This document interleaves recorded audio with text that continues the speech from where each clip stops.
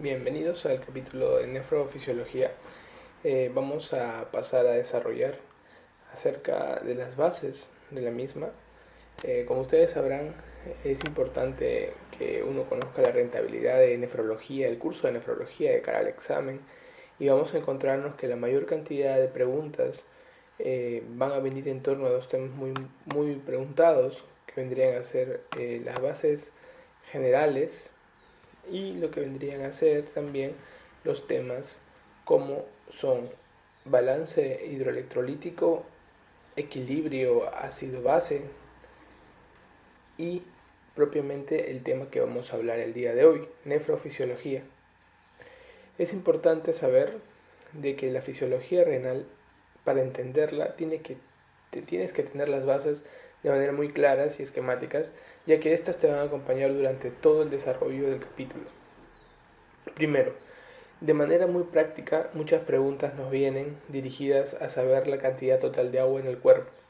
Para ello tú tienes que entender que los varones tienden a tener una cantidad de fluido un poco mayor que el de las mujeres. Las mujeres tienden menos agua corporal por la cantidad de grasa que tienen en su cuerpo. El número que vamos a recordar para todas las fórmulas más adelante va a ser 60% del agua corporal total. Es importante saber que este fluido tiene una disposición en compartimentos en el organismo. Vamos a ver nosotros que la mayor cantidad de sangre, en este caso de agua propiamente dicha, va a estar en el intracelular, 2/3 en el intracelular y 1/3 en el extracelular. Quiere decir que de este 60, 40 va al intra y 20 va al extra. Y de este 20% vamos a ver nosotros que vamos a dividirlo en dos partes también. Un 80% va a ir al fluido intersticial y un 20% propiamente al plasma. Entonces, vamos a observar nosotros que cuando le hidratemos a un paciente, la hidratación que va a ir al extracelular, en este caso para por ejemplo mejorar la presión, por ejemplo tan solamente la hidratación, cualquiera, una hidratación de 24 horas en un postoperado que no puede comer, vamos a ver nosotros que el 80% del fluido que le vayamos a entregar va a terminar en el intersticio. Por eso, si tú hidratas a un paciente de una manera muy rápida o muy violenta, puedes originarle un edema agudo de pulmón. En pacientes mayores nos ha pasado muchas veces de que por el afán de mejorarle la hidratación de manera rápida por N causas, terminan teniendo un edema agudo de pulmón porque comienzas a pasarle el cloruro a chorro y tú crees que todo ese volumen va a llenar rápidamente y va a mejorar la presión en el paciente. Y no, por ejemplo, pasarle 1 litro de cloruro, el 40% de lo que le has pasado, generalmente en un promedio de 40 minutos, ya se va al intersticio. Quiere decir de que estás creando un tercer espacio adicional donde el agua va a comenzar a llenar el fluido intersticial y vas a observar que el plasma, el volumen de plasma propiamente dicho, que va a terminar influyendo en la presión arterial, va a verse solamente útil al comienzo de la infusión, más al final se termina redistribuyendo. Entonces es importante que conozcas estas relaciones, ya que te van a pedir muchas veces calcular la cantidad de agua en un paciente sabiendo solamente el peso del mismo. Es importante que sepas que las preguntas, independiente de que sea hombre o mujer, el número 60 es el que nos va a acompañar en todas las fórmulas, tanto en corrección electrolítica como generalidades. Es importante este cuadro porque quiero que recuerdes de que los órganos tienen diferentes pesos en gramos, pero la cantidad de fluido que llega a cada uno de ellos va a ser distinta, dependiendo el grado metabólico de cada uno de ellos. Un ejemplo de ellos es el riñón. El riñón no pesa más de 170 gramos, entre 150 y 170 gramos. Vamos a ver nosotros de que a pesar de ser un órgano con un peso pequeño, va a recibir el 22% del gasto cardíaco. Y vamos a ver nosotros, o sea, prácticamente la quinta parte de sangre que sale del corazón en un minuto llega al riñón. Y a pesar de ello, de ser un órgano pequeño, recibe el mayor flujo de volumen de sangre de mililitro por minuto por cada 100 gramos de tejido. Eso es importantísimo, debido a que es el órgano que recibe más flujo sanguíneo por 100 gramos de tejido. Si ustedes lo comparan a dos órganos que siempre tenemos en mente, que es el cerebro y que es el corazón, vamos a ver nosotros que el riñón va a tener mayor volumen por 100 gramos de tejido comparado al cerebro y al corazón. Entonces, vamos a ver que hay otros órganos que tienen una gran cantidad de flujo sanguíneo, como vendrían a ser las glándulas suprarrenales. Es importante que recuerden ustedes de que el riñón es un órgano noble y en situaciones de shock es uno de los órganos primeros en sacrificarse por su gran componente de receptores adrenérgicos y hace de esta manera un compromiso de una ira prerrenal asociada a shock, de manera muy rápida, muy lábil.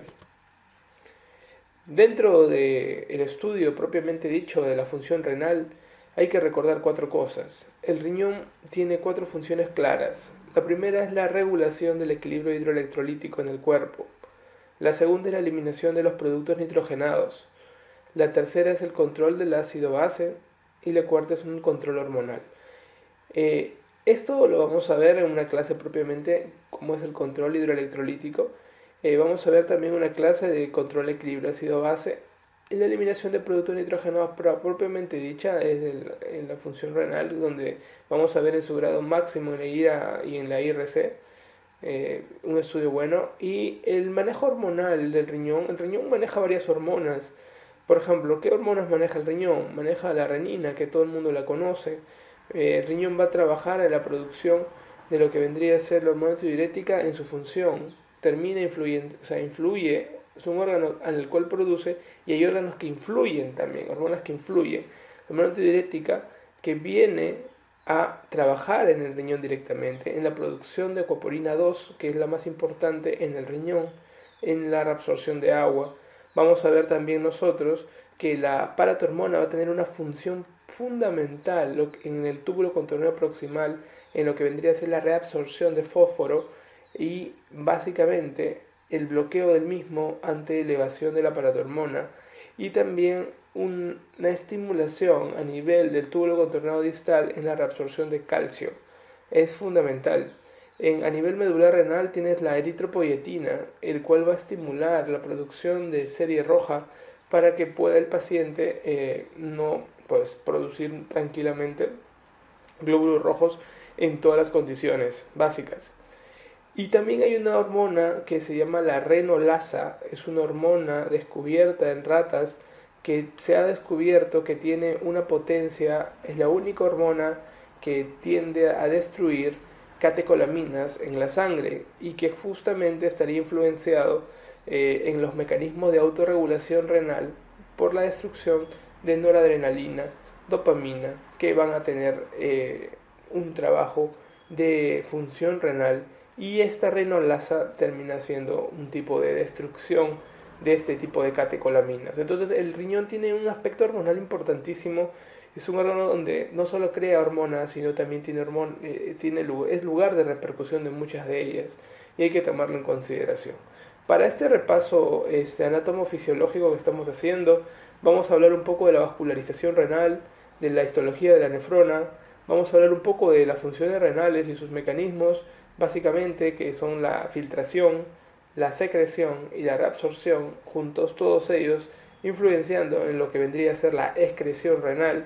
Vamos a ver también la función del riñón, cómo se mide, aclarando una sustancia, y los temas de agua libre y fracción de excreción de sodio, que se van a ver más que todo en la insuficiencia renal aguda.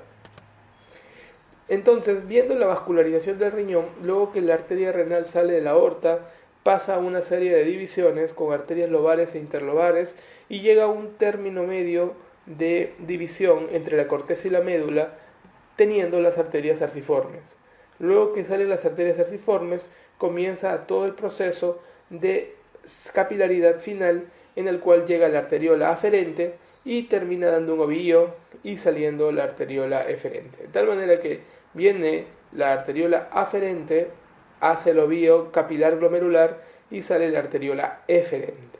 La arteriola eferente es una arteriola que vamos a observar nosotros va a tener un sentido de distribución junto al túbulo renal, por lo que vamos a observar de que el riñón, al tener una capilaridad cercana al túbulo renal, van a tener comunicación constante en lo que vendrían a ser las reabsorciones y secreciones de sustancias dependiendo de lo que el riñón quiera utilizar. Es importante entender entonces que dentro de la histología propiamente dicha del riñón vamos a encontrar nosotros varias capas de función que quiero que tú reconozcas.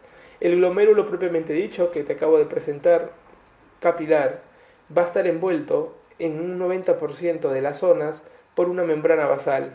Hay una zona denudada, descubierta, que de repente no viene una cobertura adecuada, que puede estar regulado directamente por lo que vendría a ser célula mesangial. Hay zonas capilares que están directamente relacionadas a la célula mesangial, donde la membrana basal no llega a cubrir adecuadamente.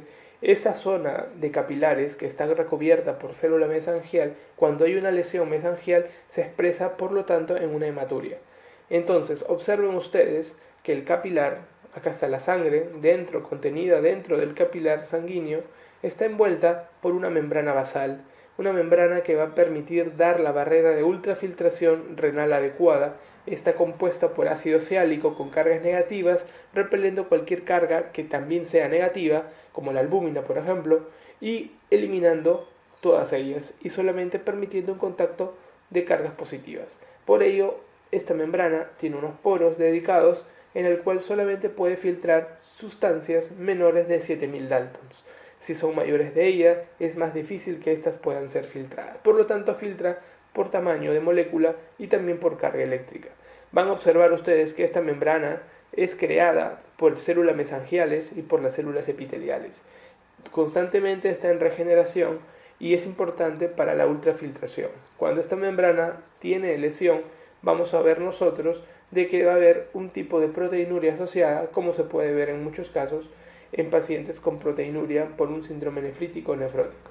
Es importante también saber de que esta membrana ya va siendo envuelta por una célula epitelial. Estas células epiteliales son células que se van a encontrar, como ustedes pueden observar, estas son las células epiteliales que están envolviendo la membrana basal, son los famosos podocitos. Los podocitos son células que tienen unos interdígitos en las bases que va a permitir darle una capa, unos pedicelos, también se le conocen, van a permitir ayudar a la filtración también glomerular, debido a que van a ser una barrera de soporte posterior a la membrana basal. Eso es muy importante. Saber que en algunas patologías estas membranas en las bases se ven alteradas, por ejemplo en el síndrome nefrótico, donde luego pueden permitir, debido a una alteración de cargas a nivel de la base de los pedicelos, a una mala filtración de la albúmina y permitiendo una pérdida ultraselectiva, en este caso de albúmina, mayor de lo normal, en algunas patologías como el síndrome nefrótico. Es importante saber de que aparte, como les digo, hay zonas de capilares que no están tapadas por membrana basal ni por epitelio y están cubiertas sí por una célula, que en este caso es la célula mesangial. La célula mesangial, muchachos, tiene aparato contráctil de actina-miosina, por lo que tiene aparte una acción fagocitaria.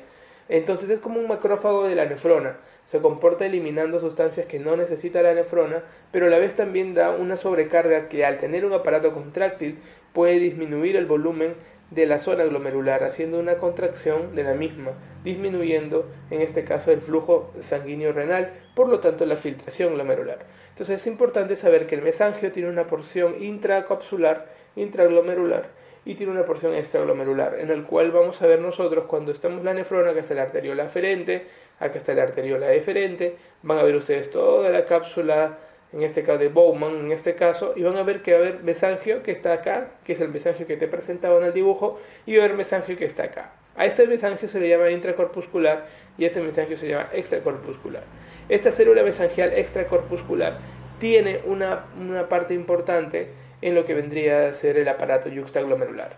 En cambio, el mesangioma intracorpuscular ayuda a lo que vendría a ser a la autorregulación de la vasoconstricción en algunos capilares que no están cubiertos por la parte epitelial y la membrana basal.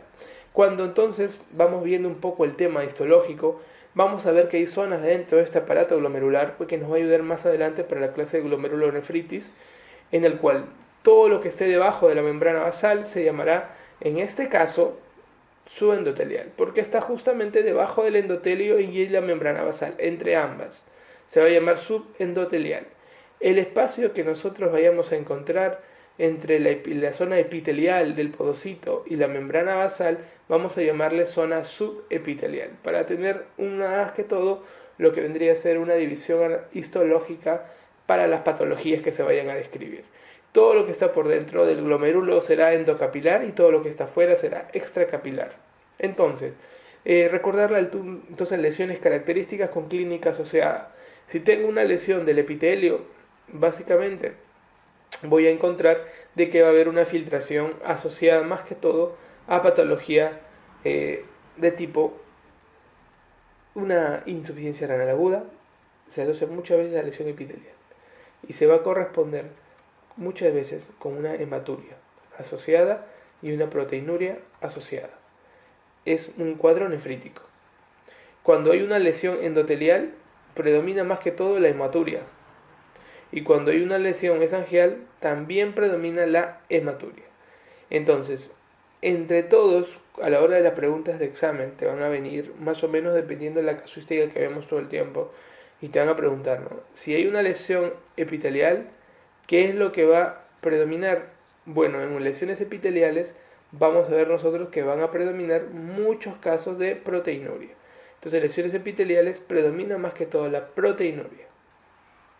Eso es lo que hay que tener en cuenta. En las lesiones endoteliales vamos a ver nosotros de que puede haber un cuadro de hematuria y de proteinuria. O sea, independiente de los dos, pueden haber lesiones de ambas. Pero sobre todo de hematuria. En las lesiones mesangiales predominan mucho los cuadros de hematuria. Acuérdate que como el mesangio envolvía el endotelio y si hay una lesión del mesangio, pues habrá más filtro de eritrocitos. Imagínate, gigantescos. Entonces eso se corresponde con lesiones glomerulares. Cuando hay eliminación de eritrocitos en el examen de orina, pregunta de examen, te van a preguntar cuánto es el número normal. Pero generalmente los hematíes no deberían verse en el examen de orina, lo mucho 1 o 2, o en mujeres hasta 3, 4, y en hombres 1 o 2, pero si tú ves más de 5, tú estás hablando de una microhematuria, y cuando hay más de 100 por campo es una macrohematuria. Entonces tú tienes que asociar de que eso hay un tipo de lesión. Ahora, el eritrocito cuando es en la orina y tú quieres ver que es uno del glomérulo y no es un eritrocito de la vía urinaria, puedes verlo adecuadamente y ver si tiene imágenes de crenocitos.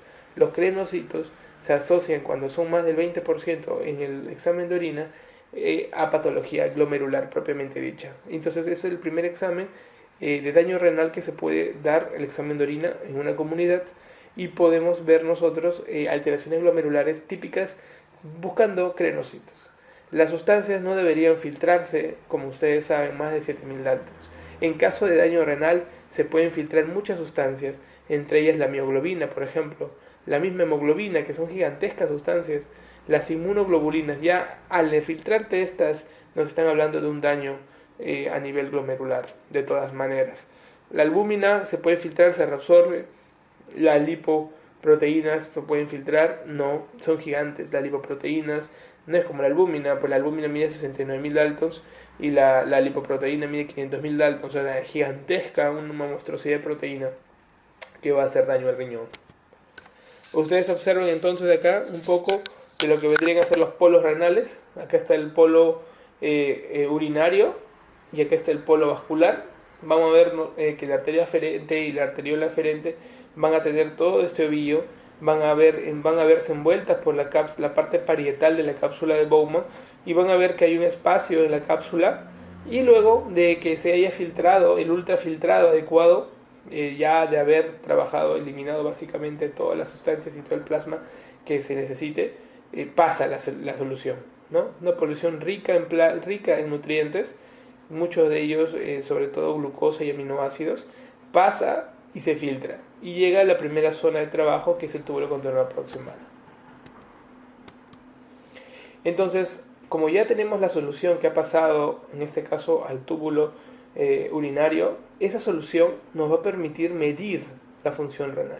Antiguamente, cuando se buscó una solución que más se acerque a la filtración renal, se buscó que había una sustancia que era la inulina, una sustancia de laboratorio, y se buscó una sustancia más ideal que produzca el mismo organismo y que pueda acercarse cada vez más a poder medir cuánto de verdad ha depurado el riñón.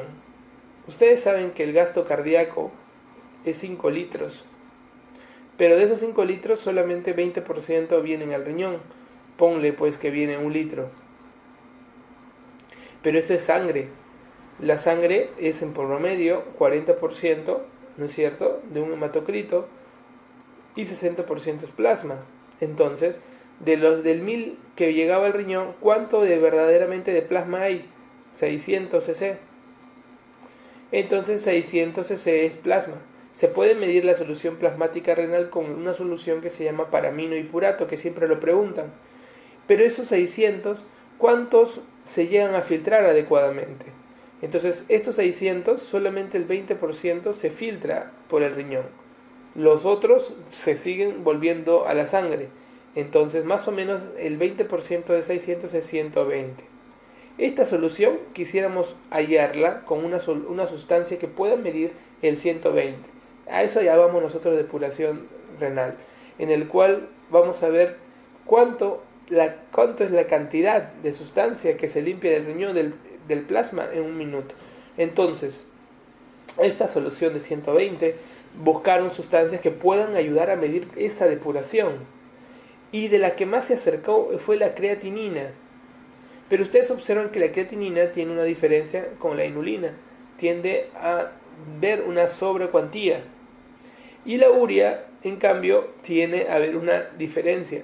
Por lo tanto, cuando algún día te pregunten cuál sería una solución muy buena, sería midiendo depuración de creatinina con depuración de urea, lo sumas entre dos, es la que más se va a acercar a la inulina. Pero eso no se hace en la práctica clínica diaria.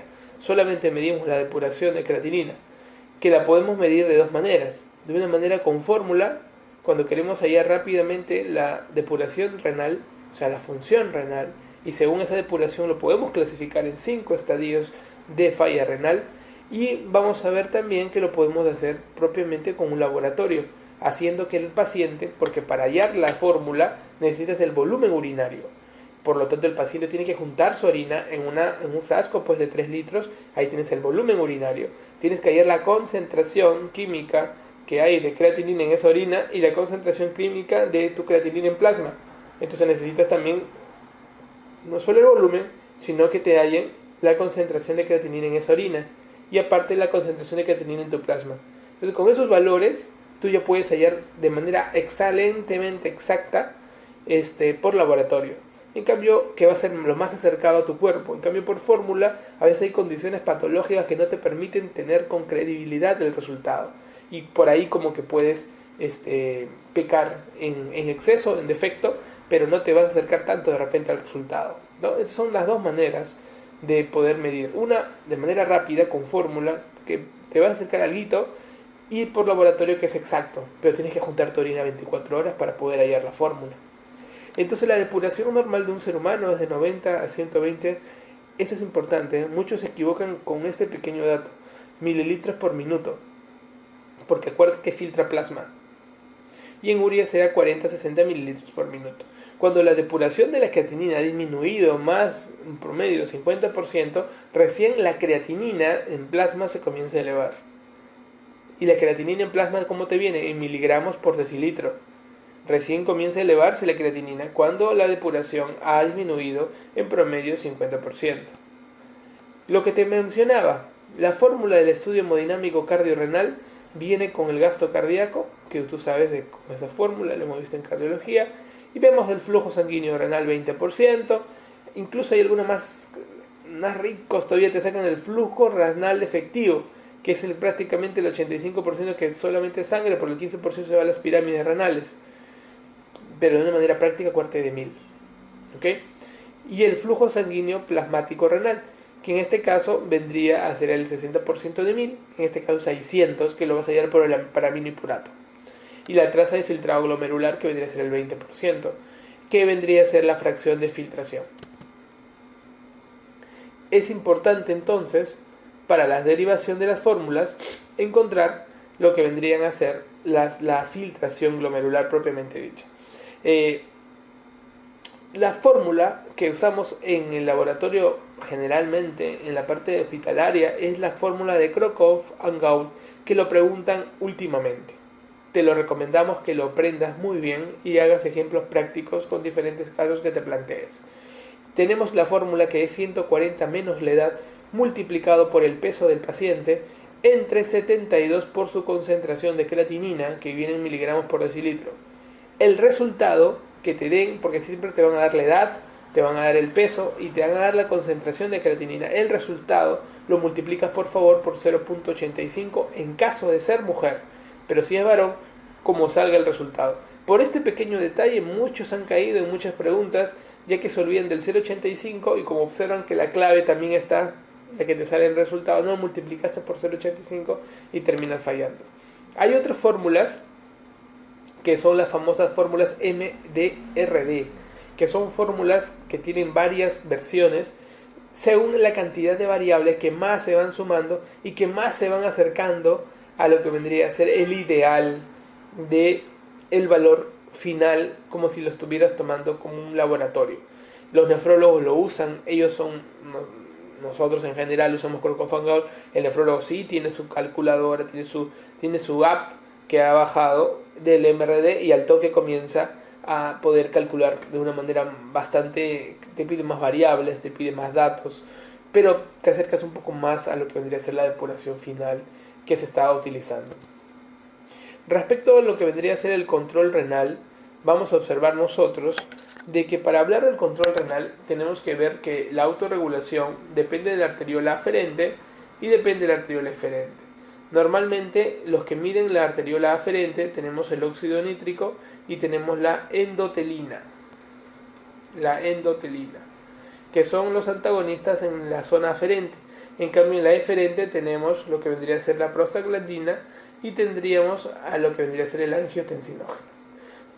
Ustedes ven la angiotensina 2 termina siendo la mejor de las 4 en representar la autorregulación de la presión arterial a nivel renal.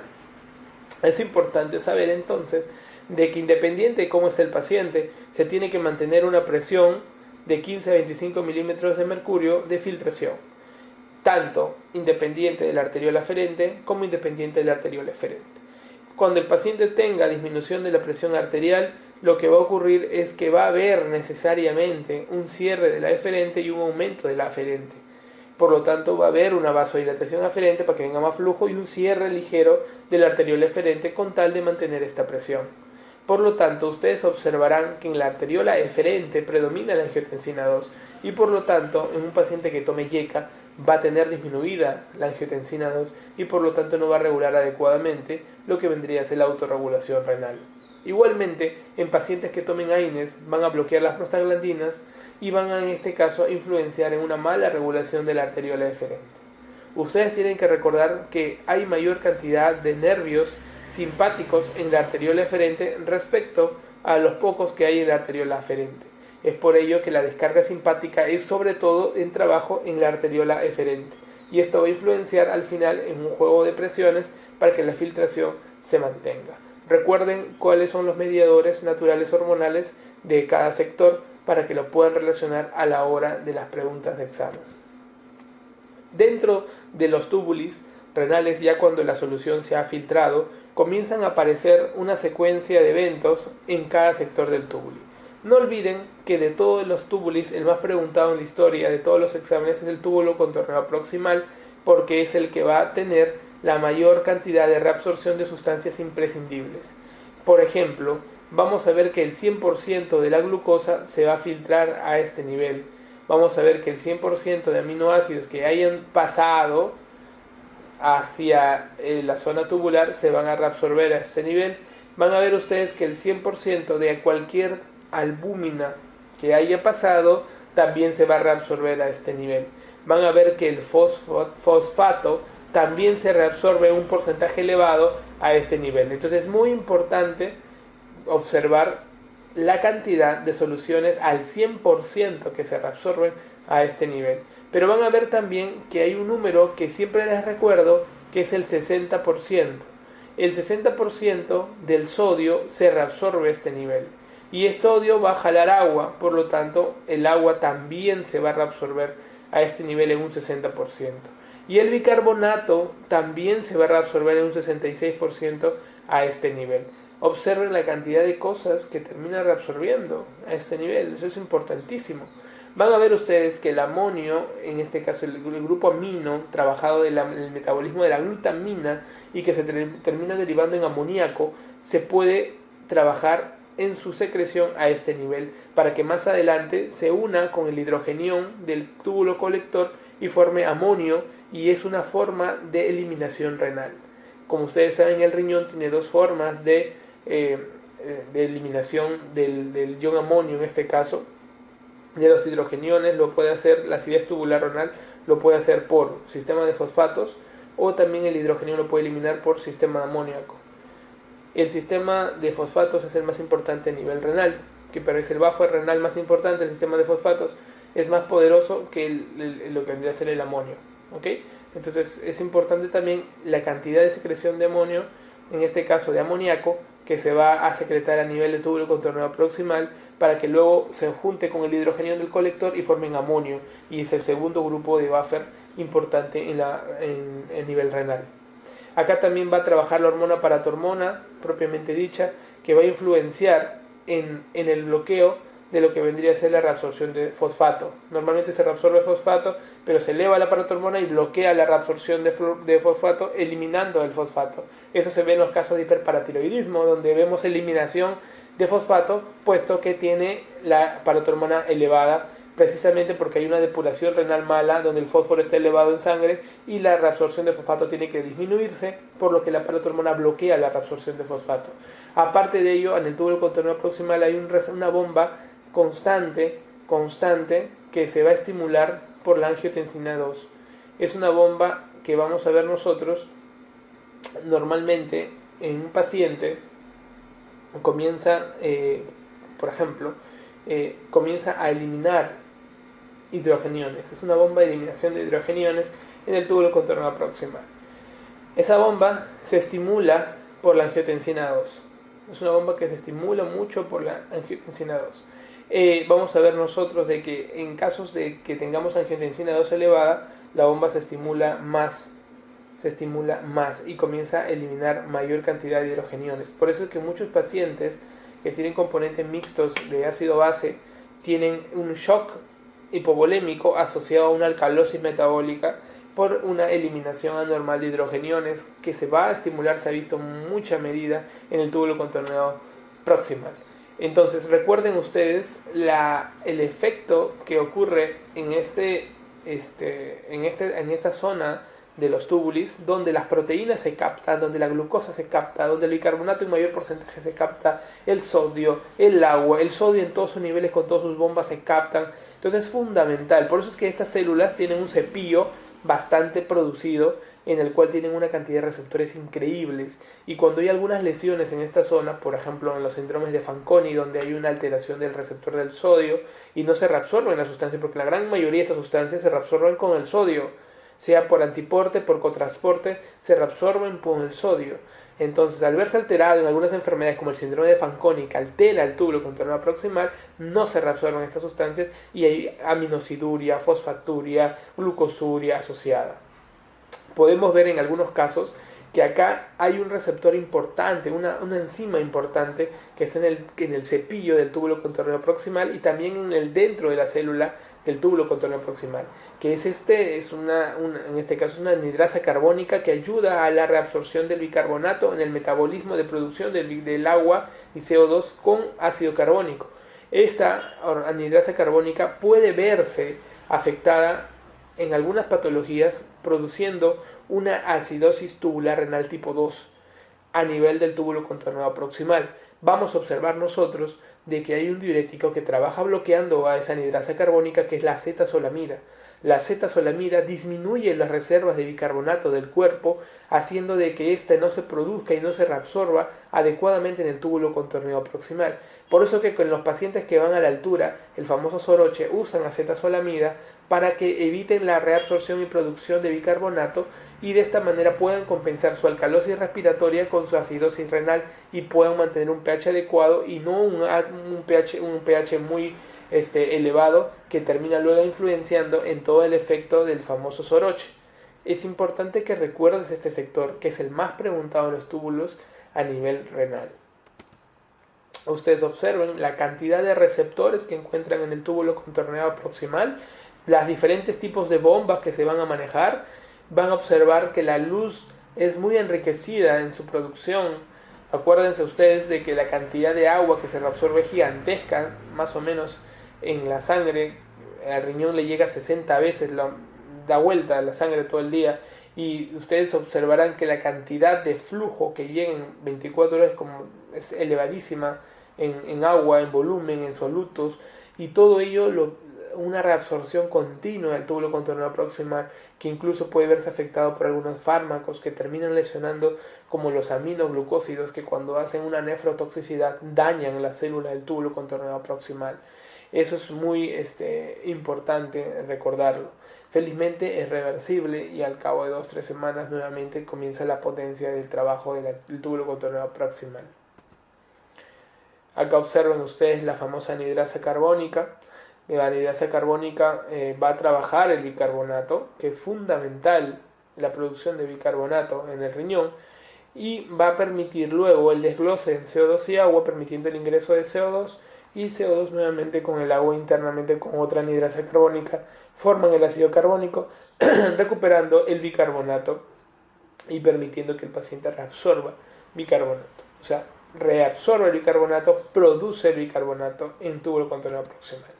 Cuando ya la solución va decayendo, ya le hemos quitado la parte nutritiva, vamos a ver que el agua que va a llegar con los solutos va a ir bajando y descendiendo por el túbuli, pero al costado, como ustedes saben, hay un capilar peritubular, que lo hemos visto. Este capilar peritubular es largo y en situaciones de isquemia, cuando hay un choque hipovolémico o algo, se ve afectado, por eso de que hay una necrosis tubular aguda.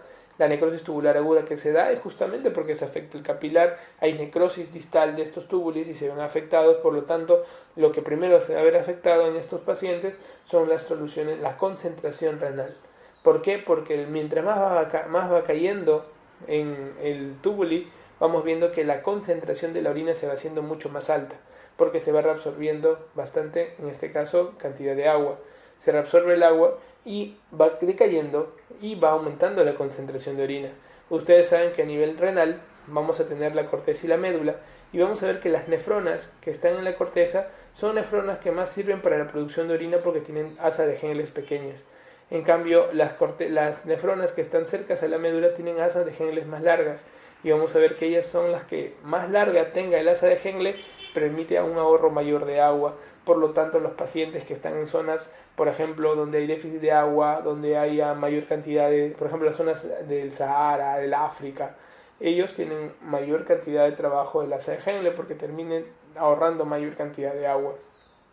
Van a ver ustedes que acá reabsorben una cantidad de agua en la base rectas, van a teniendo, gracias a este mecanismo de ahorro de agua, es que se permite el sistema multiplicador de contracorriente, donde va a permitir reabsorber la cantidad de agua al intersticio. Ustedes saben que el intersticio de esta zona está llena de dos sustancias. Una es la urea y otro es el cloruro de sodio. Estas dos van a permitir jalar agua, por más que la urea sea la solución que más se difunda en el cuerpo. O sea, la urea es una sustancia polar que se mete a la membrana como quiere y aparte de ello está concentrada en la médula renal y permite reabsorber agua igualito que el cloruro. Más que todo el poder osmótico del agua es por cloruro de sodio y este sistema de concentración va a llegar hasta la zona más basal donde llega una concentración de 1200 miliosmoles y luego va subiendo y como ya acá se ha reabsorbido agua, acá se pone más impermeable al agua. En estas zonas del asa de Henle nosotros también vemos reabsorción de algunas sustancias nutritivas como es el yodo, el magnesio y vamos a observar que cuando ya va ascendiendo se va bloqueando un poco la reabsorción de lo que vendría a ser el agua y más se ve la reabsorción del cloruro de sodio. Llegado a una zona, en este caso el asa gruesa, el asa gruesa propiamente dicha, es que permite la reabsorción de dos soluciones. Acá ya no se reabsorbe agua, entonces nuevamente solo se reabsorbe solutos, como que nuevamente la concentración se normaliza un poco más, y lo que sí se permite es la reabsorción de dos cloros sodio potasio. Estos electrolitos nos van a servir un montón y va a permitir que el paciente pueda reabsorber y sobre todo reacomodarse en sus pérdidas con dos cloros sodio potasio. Ahora, recuerden ustedes que les dije, así como en el túbulo contorneado proximal, que trabajaba un diurético que era la acetazolamida, acá va a trabajar la furosemida, que va a bloquear el ACI famoso, bloquea la reabsorción de esto y hace de que haya una pérdida de una diuresis, en este caso bastante manifiesta, porque estamos bloqueando la recepción, la reabsorción de estos electrolitos. Esta zona se le conoce como el sector dilutor. Por eso, cuando hay asa de Henle y hay asa gruesa, todo esto permite al fin y al cabo concentrar y diluir la orina. Entonces, cuando hay una insuficiencia renal en pacientes con insuficiencia renal crónica, lo primero que se pierde es la capacidad de concentrar la orina. Pregunta de examen. Por ello es importante que ya cuando la solución está saliendo de la asa gruesa y está llegando a lo que vendría a ser el túbulo contorneado distal, ya apreciamos una concentración adecuada de la orina. Llegado a la zona de multiplicadora de corriente, que vamos a ver acá nosotros en este sector, observen el cambio de osmolar desde una orina isotónica hasta una orina hipertónica, y nuevamente va bajando hasta hipotonicidad en la zona del tubo contorneado distal. Pregunta de examen. La orina es hipotónica en el tubo contorneado distal, hipertónica en la asa de Henle y isotónica en el tubo contorneado proximal. Nuevamente tiende a tener una tendencia a ser hipertónica nuevamente en el túbulo colector. Entonces, porque se reabsorbe agua. Es importante que recuerdes estos controles que se van a ir dando a la hora de presentar propiamente la lesión. Acá en el asa gruesa vemos la reabsorción de los iones. En este caso no se reabsorbe agua y vamos a permitir por ello aumentar la diuresis. Por eso es que el diurético que más se usa para aumentar diuresis es la furosemida. ¿Okay? La furosemida, el ácido, ¿no? Entonces, característico. En el tubo contorneado distal vemos nosotros de que es una zona de menoros, en general tiene dos porciones. Una porción, la primera porción del túbulo contorneado distal es una porción impermeable al agua, pregunta de examen, en el cual van a haber dos receptores que quisiera que recuerdes: el receptor de la reabsorción de sodio, cloro, y el receptor de calcio. Vamos a ver nosotros de que la paratormona y la vitamina D estimulan a estos receptores de calcio, debido a que permiten la reabsorción de calcio. Pero ocurre en algunos casos, por ejemplo, hay un diurético que trabaja el túbulo contorneado distal, que es la tiazida.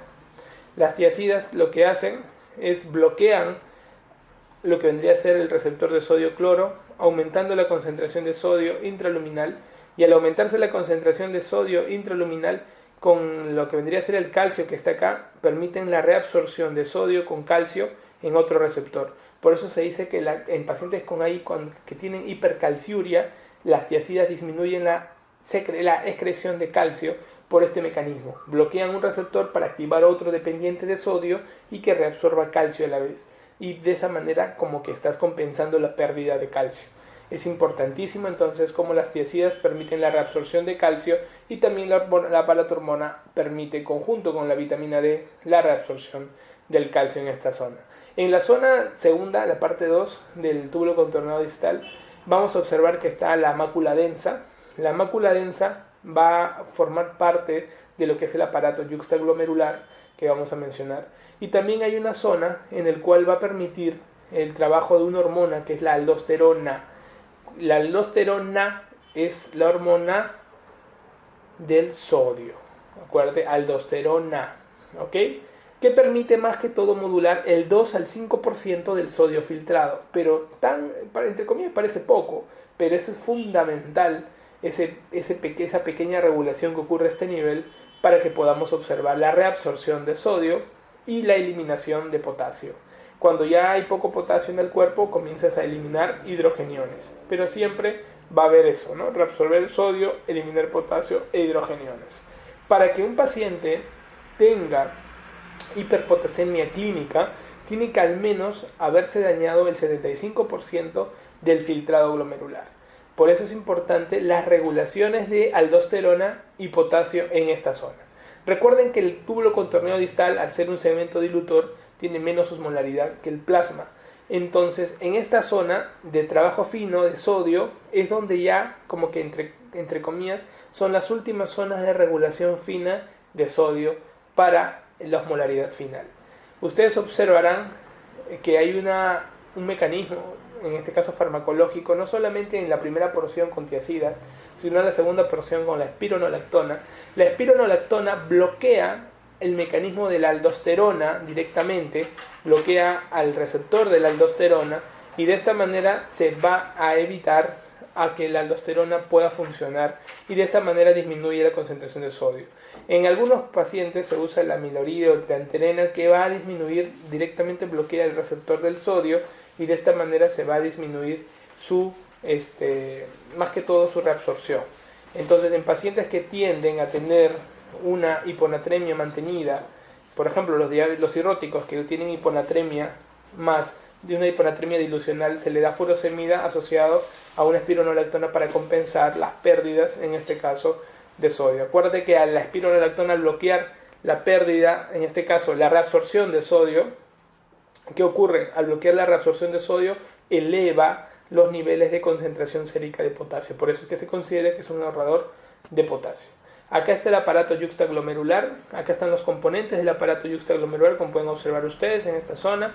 Vamos a ver que primero lo va a componer lo que vendría a ser la mácula densa, que pertenece al túbulo contorneo distal. Esta es la mácula densa, que va a tener una comunicación con las células yuxtaglomerulares, que son de la arteriola aferente propiamente dicha. Y vamos a ver que también está la célula mesangial extracorpuscular. Estas tres van a permitir mácula densa, célula yuxtaglomerular y lo que vendría a ser el mesangio. Las tres van a componer un sistema que va a permitir regular, que es un sistema que se llama quimio osmo bolo receptor, que va a permitir no solamente sensar concentración de cloruro de sodio, sino también la presión y el volumen, de tal manera de que va a permitir regular por un mecanismo local la producción de renina, y esta producción de renina más adelante va a permitir desdoblar su producción al término de la estimulación del angiotensinógeno que se produce en el hígado con la renina, angiotensina 1, pasan a las secas, angiotensina 2. Todo ese mecanismo nace justamente de esta producción de renina en esta zona. Entonces es importante que recuerdes el aparato yuxtaglomerular y su producción celular. Es muy importante que veas que la concentración de producción de la mácula densa se ve sensado por el cloruro de sodio, por la disminución de la presión arterial, sobre todo. Y esas dos van a sensar al final toda la autorregulación renal y sistémica con la producción de renina para el término del aumento de la presión arterial. Hay fármacos que ahora bloquean la renina, preguntado últimamente, como el alisquirén, que va a permitir bloquear el inicio de toda la cascada de hipertensión arterial asociada. Cuando ya llega la solución al tubo colector, que es la porción final de estos túbulos, vamos a ver nosotros que hay dos tipos de células principales e intercaladas. Vamos a ver que acá a esta zona llega más o menos 20 litros al día llega 20 litros de agua, para que veas un poco que sobre esos 20 litros que llegan en el día, cómo regula el túbulo colector. Vamos a ver que se van a estimular las acuaporinas tipo 2, ¿ok? Acuérdate, H2O, acuaporinas tipo 2 son acuaporinas del agua.